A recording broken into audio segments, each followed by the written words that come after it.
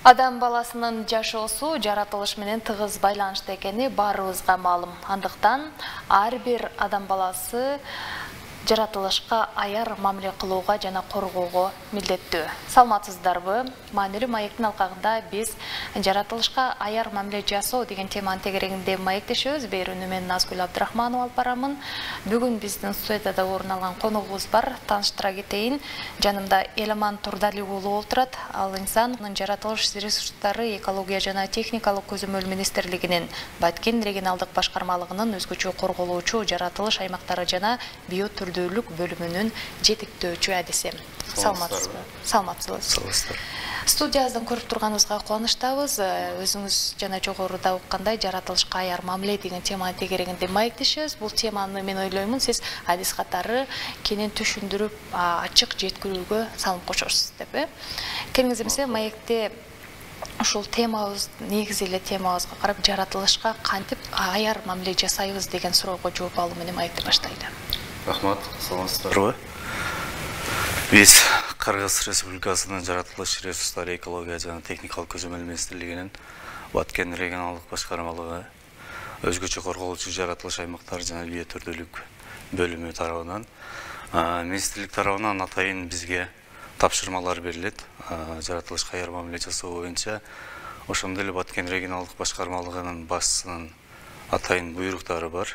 Бул боюнча айта кетсек, жаратылышка аяр мамиле кылуу боюнча бул жаныбарлар дүйнөсү, өсүмдүктөр дүйнөсү болуп эсептелинет.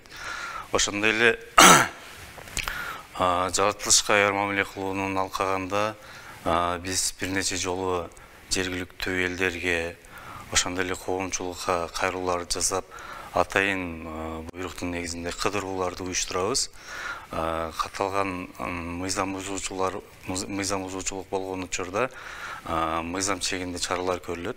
Ал эми биз жарандар тарабынан ошол мыйзамсыз аңчылык кылбоо боюнча жана мыйзамсыз өсүмдүктөр дүйнөсүнө зыян келтирбөө боюнча түшүндүрүү иш-чаранын алкагында бир нече жылы уюштуруп, бул боюнча мындан сырткары ошо сиздердин телевидениеңиздар кайрылып кеткибиз келет. Бул боюнча билип коюусу керек, ошол жаратылышты аяр мамиле жасоодо ошо негизинен жаныбарлар дүйнөсү, өсүмдүктөр дүйнөсүнө зыян келтирбөөсү боюнча иш алып баруубуз жүрүүдө да бүгүнкү күндө. Түшүнүктүү. Кийинки суроо мындай болсун, ошо башкан албайлы негизи эле Баткен облусунун аймагында кызыл китепке киргизилген өсүмдүктөр жана жаныбарлар тууралуу айтып берсеңиз, Чоң рахмат, макул. Бүгүнкү күндө Кыргыз Республикасынын атайын кызыл китепке киргизилген бул түрлөрү болот, жаныбарлар жана өсүмдүктөр дүйнөсү. Сиздин сурооңуздун негизинде Баткен облусунун аймагында кызыл китепке киргизилген жаныбарлардын түрлөрү булар илбирс, анан северсов аркары деп коет, анан күрөң аюу, сүлөөсүн, жайра жана эчкемер, суусар, бүркүт, канаттуулардын дагы бир нече түрлөрү бар. Ал эми өсүмдүктөрдүн түрлөрүдөн бул өзүбүзгө белгилүү болгондой Баткен облусунун аймагында өзгөчө бир эме алып жүргөн айгүлгүлүбүз бар. Айгүлгүлү ошолдон эле шилби бар, мындай бадалдар түрлөрүнүн катарында. Кызыл жоогазын, андан сырткары төө таман деп коет, Эдуард гүлү, анан ак карагай кездешет. Ошол Баткен облусунун аймагында кызыл китепке киргизилген өсүмдүктөр жана жаныбарлар түрлөрү бар ошондой бизде. Биз сактай турган, биз коргой турган жакшы эле сандагы өсүмдүктөр, жаныбарлар бар экен. Алар кантип корголууда?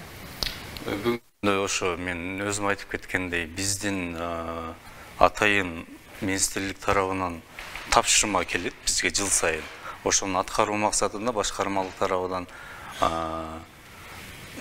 буйруктар даярдалат. Анан сырткары биздин министрликке караштуу экологиялык техникалык көзөмөл кызматы бар. Ал жакта атайын инспекторлор иш алып барат. Ошолор менен чогуу Атайын райондордо да бизде аңчы адистер бар, эгелер бар. Ошолор түздөн түз милдети болуп саналат. Ошолор иш алып барат толук түрдө буйруктун негизинде. Бул мыйзам бузуулар катталган учурда бул бизде укук бузуулар жөнүндө кодекс бар, Кыргыз Республикасынын. Ошого тиешелүү атайын беренелер бар. Ошонун негизинде айып пулдар салынат. Андан сырткары Кыргыз Республикасынын өкмөтүнүн 224-токтому бар. Бул өсүмдүктөр жана жаныбарлар дүйнөсүндө ошол токтомдун ичинде камтылат. Бул кандай мисал үчүн бир өсүмдүккө же жаныбарга келтирилген зыян болсо, ошонун ичинде атайын такса менен эсептелинип, айып пул жана такса эсептелинип иш жүргүзүлөт. Демек ошол сиз айткан инспекторлор түздөн түз коргоочу адамдар болуп эсептелет экен, Ооба, ошондой болот. Андан сырткары аңчы адистер жана эгелер да түздөн түз ушулар боюнча иш алып барат бизде. Инспекторлор менен чогуу иш алып барышат. Түшүнүктүү. Кийинки суроо өсүмдүктөргө карата киргизилген мыйзамдарга токтололу. Кандай мыйзамдар бар, кандай түрлөрү бар? Бул бизде 2024-жылдын 28-майында номер 270 өсүмдүктөр дүйнөсү боюнча атайын мораторий киргендиги боюнча мыйзамыбыз бар. Булга убактылуу 3 жылдык мораторий киргизилген биздин 5 өсүмдүк бар. Булар макротомия, арнебия, ясенес, аккаунт жана афлатун пиязы деп коет. Ушуларга убактылуу мораторий киргизилген 3 жылдык мөөнөткө. Булар кайсы аймактарда кездешет? Булар биздин негизи афлатун пиязы деп коет. Биздин эмелерде Кыргыз Республикасынын аймагында. Эми биз азыр Баткен облусунда ушундай иш алып барып жаткандыгыбызга байланыштуу толуу аймактарда бизде аз санда кездешет бул өсүмдүктөр дүйнөсү. Түшүнүктүү. Кеңиз эми аңчылык боюнча сүйлөшөлү. Сиз жана аңчылык боюнча дагы аңчылар дагы бар деп айтып калдыңыз кызматкерлер арасында. Ушул кенен токтололу. Аңчылык азыр ачыкпы, жабыкпы, качантан бери эгер уруксат берилбей келсе, толук айтып берсеңиз, Ооба, туура айтасыз. Бул боюнча биздин министрлик тарабынан ушундай бир функционалдык милдети болгондугуна байланыштуу бул биз менен чогуу эле ушундай аңчылык коомдору түздөн түз иш алып барат. Алып барган иш-чаранын негизинде бул 2023 жылы аңчылык менен биздин министрлик тарабында атайын меморандум бар болгон. Атайын төлөмдөрү төлөтүүчү бул иш жүргүзүүгө аңчылык коому тарабынан иш жүргүзүлүп келген. Андан сырткары бул 2023 жылы Кыргыз Республикасынын башкы прокуратурасынын сунуштамасынын негизинде Баткен облусунун жана Жалал Абад облусу, Ысык-Көл облусунун аймагында бул аңчылык кылуу, ошо аңчылык жүргүзүү коому менен биргеликте жүргөн иш-чараны токтотуу ошо башкы прокуратурасынын сунуштамасынын негизинде токтотулган. Ал эми бүгүнкү күндө биздин министрлик тарабынан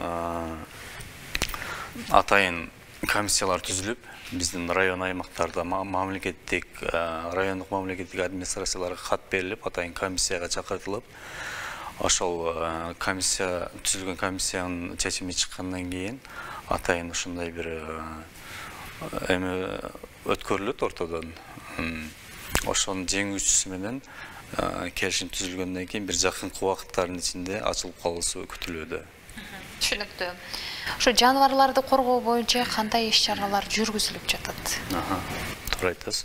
Бул боюнча кеңирээк токтоло кетсек, биздин Баткен облусунун аймагында мыйзамсыз аңчылык кылган жарандарыбыз бул көп кездешет. Бүгүнкү күндө ошол аңчылык кылууга атайын аңчылык сезону деп коет, аңчылык сезону жабык болгондугуна байланыштуу биздин атайын эгелерибиз, аңчы адистерибиз, ошондой эле инспекторлор менен чогуу атайын кыдыруулар негизинде ушундай фактылар катталып атат. Буга биз тараптан атайын мыйзам чегинде чаралар көрүлүп жатат. Айта кетсек, жакында эле ушу Баткен облусунун аймагында ошо аңчылык сезону жабык болгондугуна байланыштуу, ошого байланыштуу да мындай аңчылык сезону мыйзамдарын бузуп бир жараныбыз катталган. Бул боюнча ошо Кыргыз Республикасынын укук бузуулар жөнүндө кодексинин атайын беренеси бар. Ошо беренесинин негизинде 12.500 сом өлчөмүндө айыппул салынып, 224 токтом негизинде бир баш коен атып катталгандыгына байланыштуу бир баш коенго 5.000 сом өлчөмүндө доо коюлуп, ал эми аңчылык аң улуу мылтыктарына болгон тиешелүү документтери жок болгондугуна байланыштуу башкармалыктан атайын кат менен Баткен райондук ички иштер бөлүмүнө атайын кароосуна өткөрүлүп берилген. Ушул көрүүчүлөр арасында аңчылыкка кызыккандар же аңчылыкка мыйзамсыз аңчылыкка чыгып атканды байкабай, бирок чыгып жүргөндөр болсо, сиз билдирип коюңуз да. Эгер ушул жаныбарды атсаңыз мынча сомдук айыппул каралат, же болбосо ушундай мыйзам бузууга кирип калат дегендей кенен түшүнө алышсын,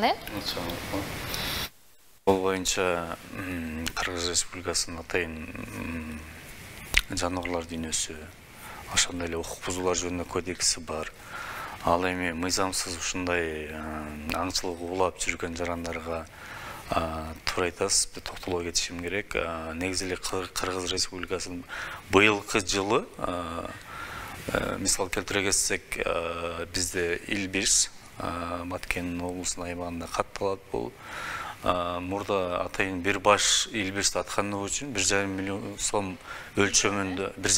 сом өлчөмүндө доо коюла турган болсо, ошол 224 токтом негизинде ошо быйылкы жылга атайын Кыргыз Республикасы Министрлер кабинетинин атайын тиешелүү бир токтому бар. Ал жерде быйылкы жылга 2 миллион сом болуп өлчөмүндө эсептелген. Ошондой эле бизде бул боюнча дагы атайын теке деп коебуз. Кийик бизде кийик деп айтылып жүрөт. Буга дагы атайын эмелер кошулган үстүнө. Мурдакы эмеден өлчөмдөн азыркы 300 000 сом өлчөмүндө айып салынат. Доо коюлат. Айып салынган бул Кыргыз Республикасынын атайын укук бузуулар жөнүндө кодексинин негизинде айыппул да салынат. Андан сырткары ошол жаныбарлар дүйнөсүндө келтирилген зыяны үчүн, ошол жаныбарды жок кылгандыгы үчүн же мыйзам саткандыгы үчүн 300 000 сом, андан сырткары кийик башына доо коюлат деп коебуз. Бул ошондо азыр мен айтайын, түшүнгөнүм боюнча доо өзүнчө төлөнөт, айыппул өзүнчө төлөнөт. Сизге айткандай ошо доо бул бир баш дейбизби, ошо айыппул бул мыйзамсыз аң уулагандыгы үчүн айыппул да бул өзүнчө салынат. Эми түшүнүктүү болду. Жакшы болду. Көрүүчүлөр арасында дагы ушундай аңчылыкка кызыккандар болсо, ушул айыппулдарды, доолорду эске алып, мыйзам чегинде ушул өзгөчө корголуучу жаратылыш аймактары жана биотүрдүүлүк бөлүмүнүн жетектөөчү адиси катары өзүңүздөрдүн жылдык иш планыңыздарды айтып берсеңиз, ушул жаратылышка аяр мамиле жасоодо өзгөчө кайсы пункттар бекитилет, анан кайсы айда кайсы иштер аткарылат, ошолор боюнча айтыңыз, Биздин министрлик тарабынан атайын иш план бекитилет. Баткен регионалдык башкармалыгы тарабынан 1 жылдык ишмерчим пландалат. Анын негизинде биз жыл башыдан эле биздин урматтуу президентибиз Садыр Нуркожоевичтин атайын Жашыл Мурас улуттук компаниясынын алкагында атайын ошо көчөттөргө отургузулгандыгы боюнча жыл башыда ушундай жаз айы келгенде баягы көчөт отургузулуп баштаган учурдан биринчилерден ошол иш-чараларды жүргүзөбүз. Ага атайын эсеп жүргүзөбүз. Андан сырткары Баткен облусунун район аймактарында, айыл аймактарында ошолордун отургузулган көчөттөрдүн түрлөрүн, сандарын алып, андан сырткары биз министрлик тарабына Баткен облусу боюнча өзүнчө бир даярдап, иш кагыздарын даярдап беребиз да.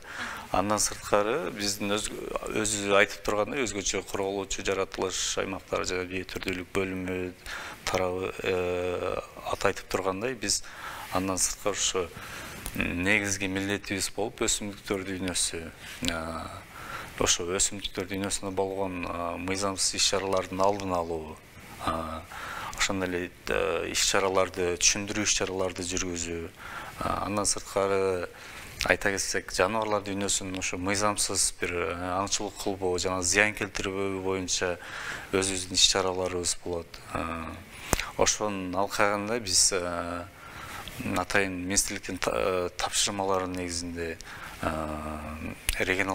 Баткен регионалдык башкармалыгынын атайын буйруктарынын негизинде ошолордун алдын алуу жана мыйзам катталбоосу боюнча иш-чараларды жүргүзөбүз. Түшүнүктүү. Соңку сурообуз болсун, эфир дагы соңуна чыгып барат. Ошол түшүндүрүү иштерин жүргүзөбүз деп калдыңыз да, калк арасында ар түрдүү пейилдеги, ар түрдүү кабыл алган адамдар бар эмеспи? Сиздердин түшүндүрүү иштерин кандай кабыл алышат? Негизинен туура.